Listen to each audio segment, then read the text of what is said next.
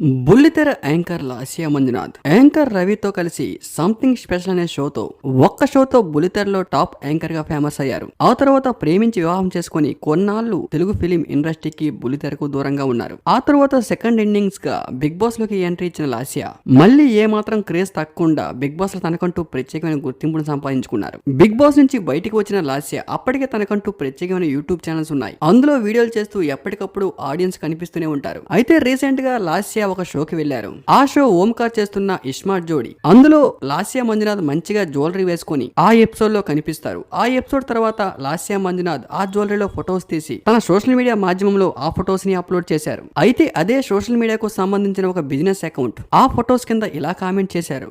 లాస్యా గారు ఇది కరెక్ట్ కాదు.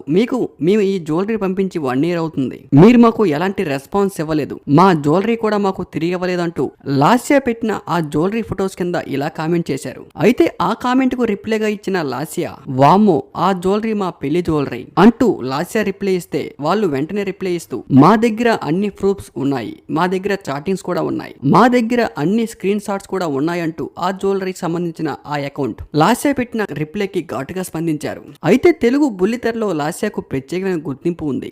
జెన్యూన్ అమ్మాయిగా, చాలా పద్ధతిగా, అచ్చమైన తెలుగింటి ఆడబిడ్డగా లాస్యా చాలా మంచి పేరుంది. ఎలాంటి కాంట్రవర్సీలు లేకుండా, ఎలాంటి నెగిటివిటీ అనే పదం లేకుండా లాస్యా గారు ఎప్పటికప్పుడు ఆడియన్స్ తో చాలా మంచిగా ఉంటారు. తన ఫ్యామిలీ విషయాలు కూడా యూట్యూబ్ లో అండ్ ఇన్స్టాగ్రామ్ లో షేర్ చేసుకుంటూ ఎప్పటికప్పుడు తన హ్యాపీనెస్ ని, తన బాధని ఫ్యాన్స్ తో పంచుకుంటూ ఉంటారు. అలాంటి లాస్యా గారి విషయంలో ఇలాంటి కామెంట్స్ రావడం ఎంతవరకు కరెక్ట్ అంటూ దీనిపై మీ అభిప్రాయాన్ని కామెంట్ రూపంలో తెలపండి. Thank you for watching.